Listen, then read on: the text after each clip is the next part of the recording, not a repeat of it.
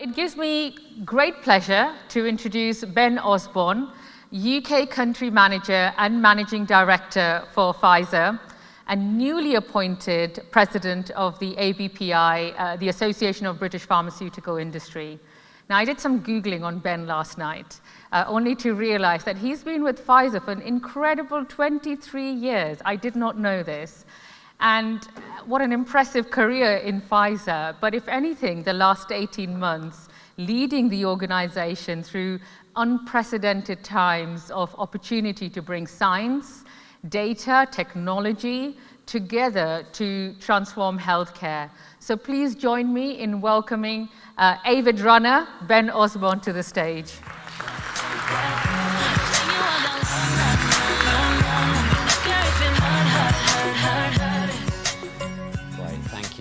Thank you very much, Divya. And it's a real honor and a real pleasure to be here with you all today.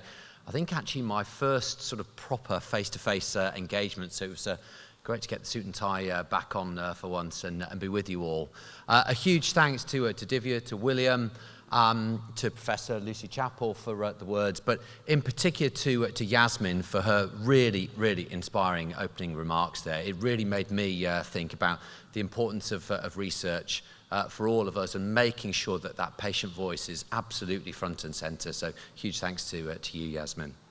I hope that many of you have had the opportunity over the past few weeks and months, particularly over the summer, to pause and reflect on what has been an unprecedented period for all of us. I managed to get a short break down in Cornwall, the first holiday really in about the last 12 months. I managed in particular to really reflect on what has been, I think, the most challenging period for me personally, for our organization, but also perhaps the most rewarding, perhaps never to be beaten in the future, in terms of the impact that life sciences, but really the impact that science and research has had on our society. Amongst the many, many twists and turns that I've faced, that Pfizer, ABPI, and I'm sure you have faced, two moments for me have really, really stood out. The first was a phone call I took last November when I heard that our phase 3 program for our Pfizer-BioNTech vaccine had yielded positive results. Clearly, it was a moment that many of us had high expectations for. I didn't quite know when that would come, but that is a moment that will stay with me, I think, for the rest of my life. Huge excitement, but also huge emotion, knowing the tremendous work that so many people across the globe and here in the UK had put into that. But the second moment is where that science and that research had impact here in the UK. And as many of you know, the UK was the first country globally to have access to a national vaccination program through emergency authorization. And that moment when I saw Margaret Kiernan, aged 91 years old, on BBC News getting that vaccine, again will be a moment that will live with me, I'm sure with many of you, for many, many years to come. That was a moment that was realized after just 259 days of research with our partners, BioNTech, and many other collaborators across the globe, to develop, to manufacture, and then ultimately supply here into the UK under emergency authorization, the first COVID vaccine. And it's just incredible, 259 days. Many of us here, and I look around the room and see the experience here, will realize that is not just a little shift in terms of timelines. That is a huge transformation from one that we would typically expect to take 5 to 10 years. And it's easy to forget just how extraordinary that moment was. We're now in a position globally where some 6 billion COVID vaccines from all manufacturers now have been administered. We're now at a point where science really, really is starting to win and to beat the COVID pandemic.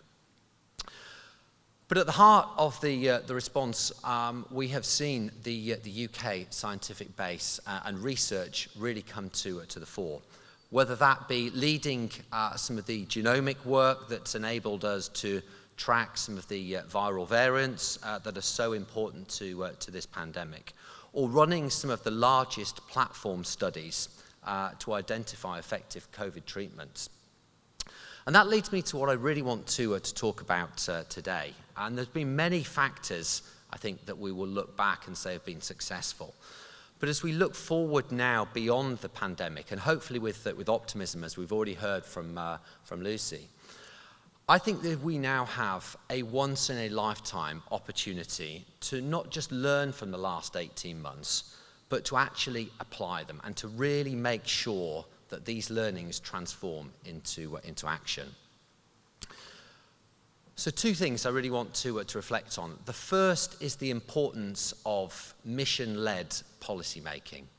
And the secondly is the value of innovation, of science and its role here in the UK for both the health and wealth of our nation. And if we get these foundations right, and we can go even further than we have done over the last 18 months and realize this ambition, we really can transform the lives and the wealth and economy here in the UK. So let me reflect on what I mean by mission-led policy making. Thinking about the journey that we've been on since the start of the pandemic, one thing has really had a lasting impression on me, and that is the value of having a very clear North Star, a very clear goal for all partners, all collaborators to focus on. And that gives that laser-like focus for all of us, for our time, our energy, and our resources. And the response to COVID-19 has been exceptional in that regard. We saw the development of the UK Vaccines Task Force. And this group, I'm sure many of you will have worked directly with. If you haven't, you will have heard a huge amount about them. They have spearheaded our response in its broadest sense. And what government has done here is brought the right experts to the table, across academia, across industry, across a whole range of different sectors, including the armed forces at times, to really, really make sure that we had the right voice and insight around the table. And that group has come together in a spirit that really was singly focused on one goal. And I've been very fortunate to work almost daily with the Vaccines Task Force and continue to do so now as we look to the years ahead. And I believe there's some really important elements and learnings that we can now take forward.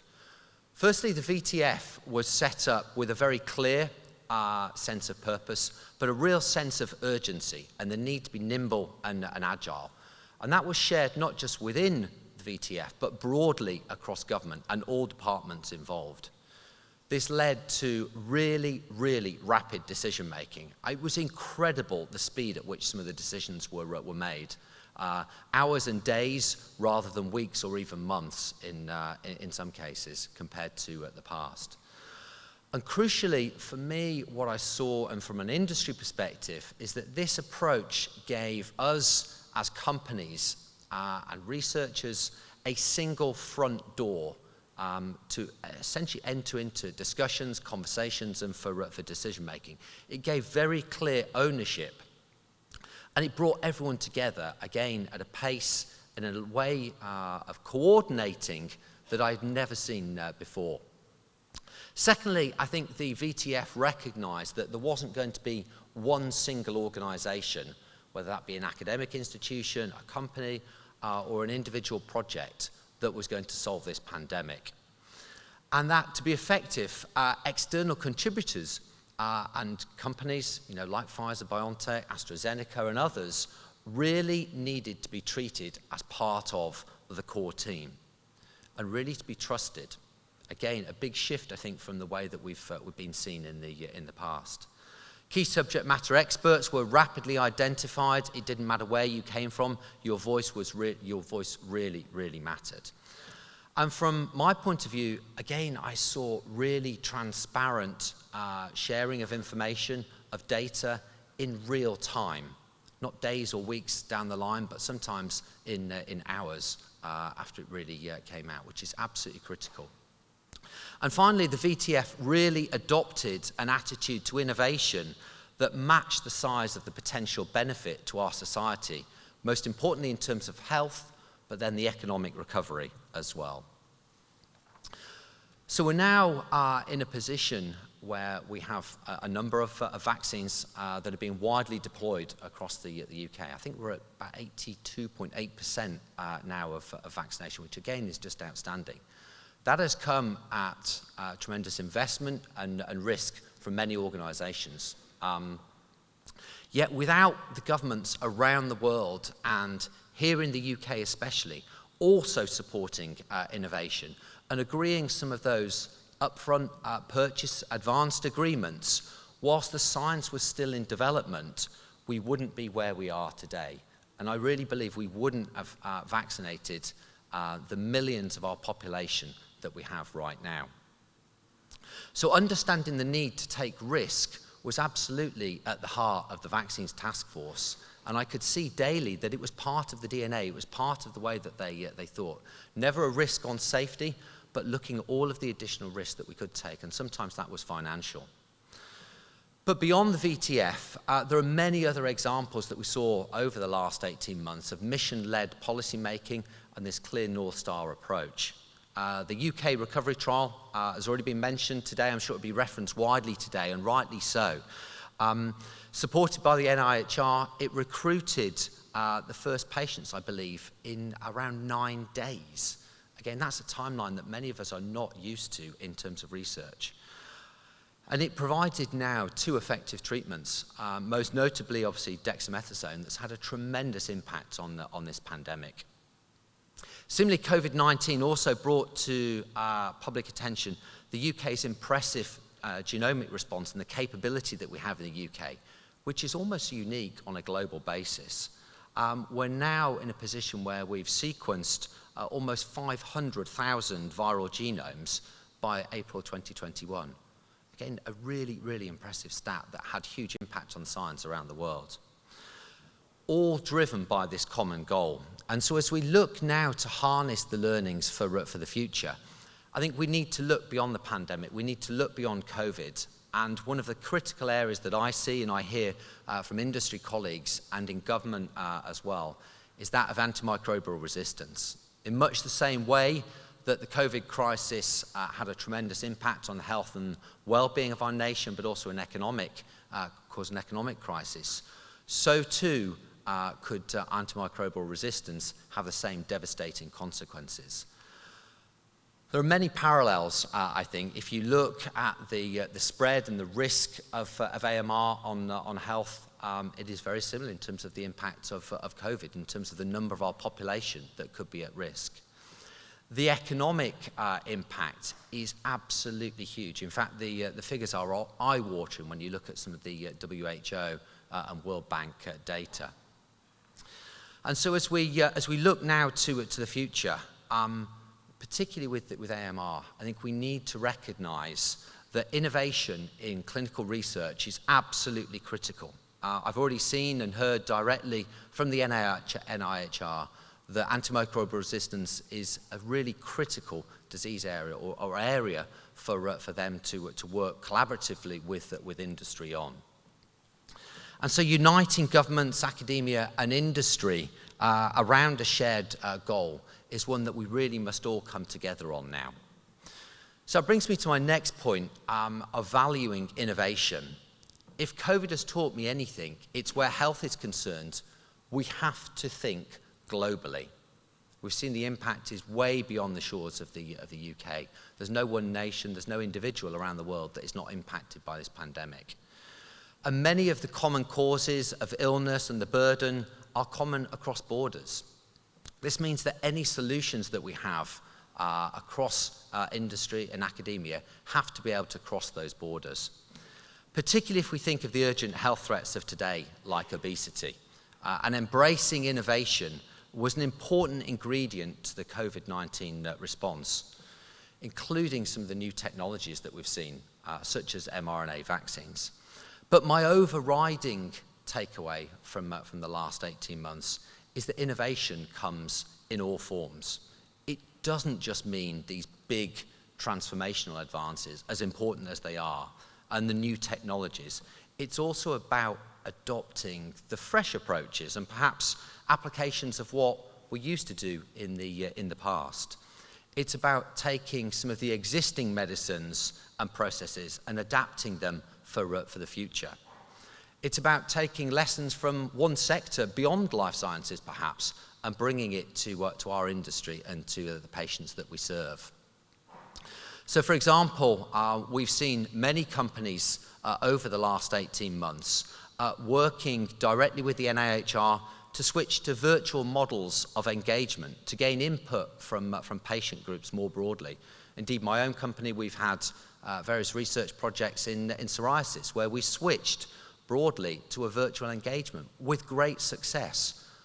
Most importantly, great success and with better ease for our patients. And one of the questions raised by patients was how to adapt the trial to suit their needs during the pandemic by including more remote elements. So bringing the trial to the patient rather than typically, as we've seen in the past, the patient to the trial.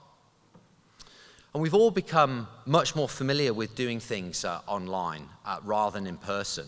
And so we've really got to harness that and make sure we don't go back to the old traditional ways in the past. So utilizing technology or adapting well-worn practices will be absolutely key post-pandemic. And it's for this reason that I think that government was right to place innovation at the heart of the recently published vision for life sciences. And I see no reason why in the future patients in the UK, as they were with vaccines, shouldn't be amongst the first, if not the first, globally to have access to the groundbreaking medicines that all of you are involved in developing.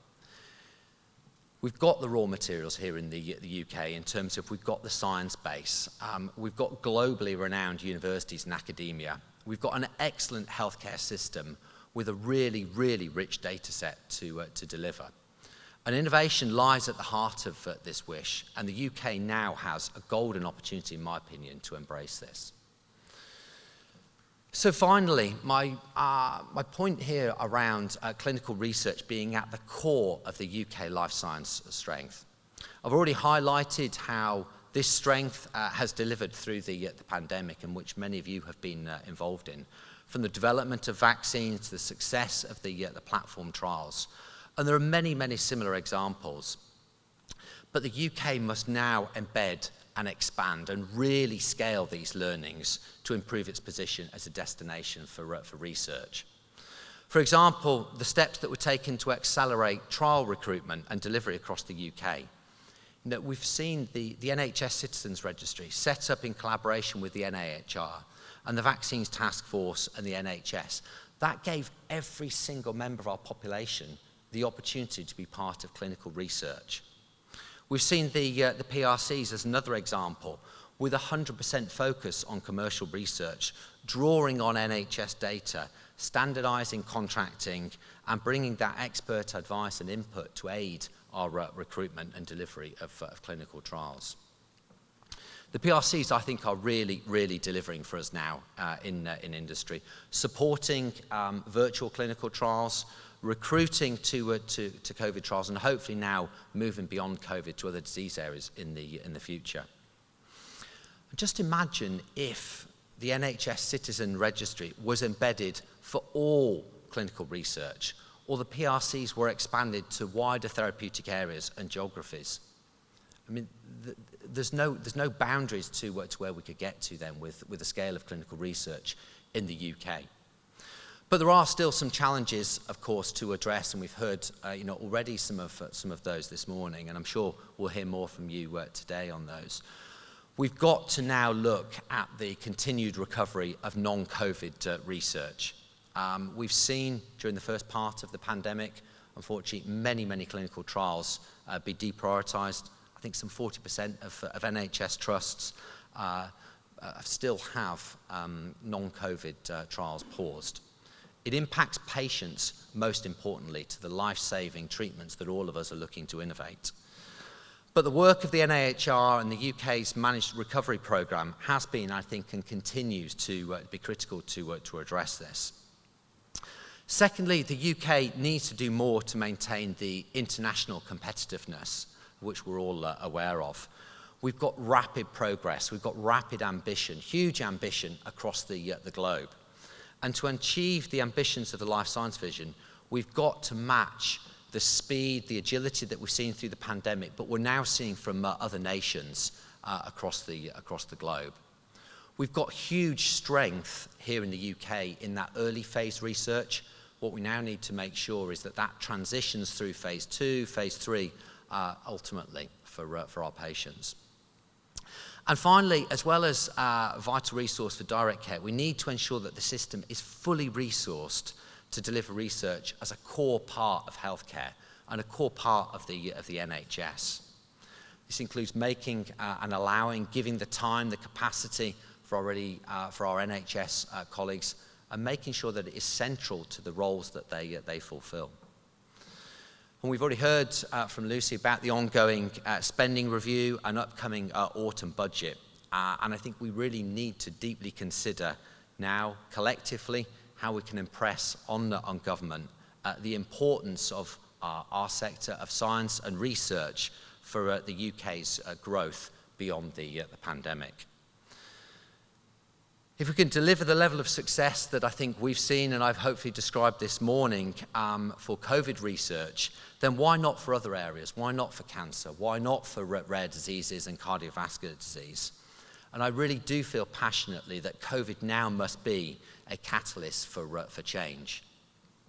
We've seen that science is now winning, and what has happened over the last 12 months in particular with vaccines is nothing short of incredible. We've found new ways of working, and so my call now to all of us and with government, with NHS, collaboratively, is that we do adopt this mission-led approach. We really do collectively value and recognise the importance of innovation to both our health and wealth of our nation. And that again, collaboratively with the NIHR, we recognise what a world-leading clinical research environment can look like here in the UK. We've got the infrastructure, now let's really make that work. And ultimately, if we get this right, we will all deliver breakthroughs that are going to change patients' lives. Thank you.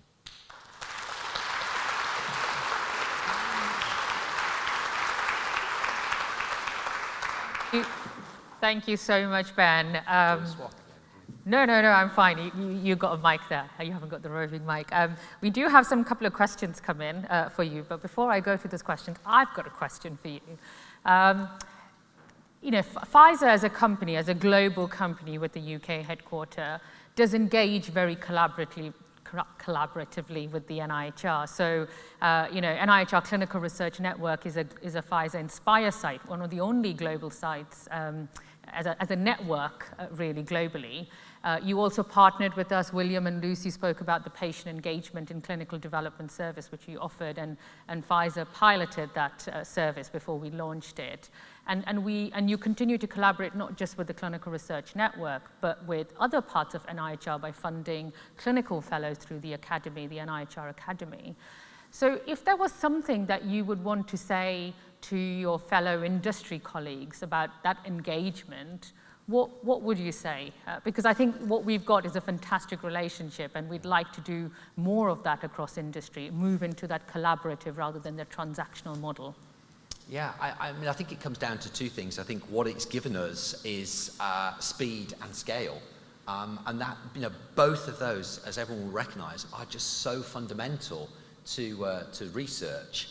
But in particular, when you look at the development timelines of medicines now, what we've shown over the last 18 months is cycle timelines are going to be reduced. There is going to be now an ambition to get, many other treatments down into, single-digit years rather than 10 years plus. And so what we've found through our work in collaboration with you over a number of years, in fact, is that you've given us speed. You've allowed us to accelerate our clinical trial programs, but really importantly, you've given us scale. And I think that is what most companies really want, are those two elements. Thank you. And we've got a question from the floor, which I thought was quite nice. What can we learn? What can the, no, sorry, it's gone now. Oh, if you had a magic wand, what would be the one thing that you would change in the UK commercial research ecosystem? The one thing, where would I go with this? I think it comes back to, we're going to hear from McClare in a minute about data. I think we have got such a fantastic data set, or data sets in the UK, but it's not lined up. We don't have sort of a single spine of data that is easy to access right now. And we have seen through COVID just the importance of data, and it's going to be even more important for the future. So data is a huge topic. I know I would try and wave my magic wand over all of that, and really looking forward to hearing what Claire has to say on that. Brilliant. So Claire, he's passed that one over right to you. And we'll take one final question, if that's okay. What can the UK learn from other countries who seem to be recovering non-COVID research quicker, from your experience? This is a really difficult one, and honestly, again, I don't think there's any silver bullets here. I think what we saw is perhaps in some of the nations up front, the research wasn't deprioritized to the extent that it was here in the UK. But they are very, very different healthcare systems. You have different healthcare models, and you look at the level of vaccination that we now have. Through some of that prioritization and what we've done in terms of managing COVID. So I think there are trade-offs. I don't think you can just look at it and say that they've solved their restart of non-COVID clinical trial programs. I think you've got to look at the whole life science ecosystem there. And when you do that from a UK point of view, actually we're in really good shape when you compare to our global neighbours. Putting patients first. Thank you. Thank you so much, Ben.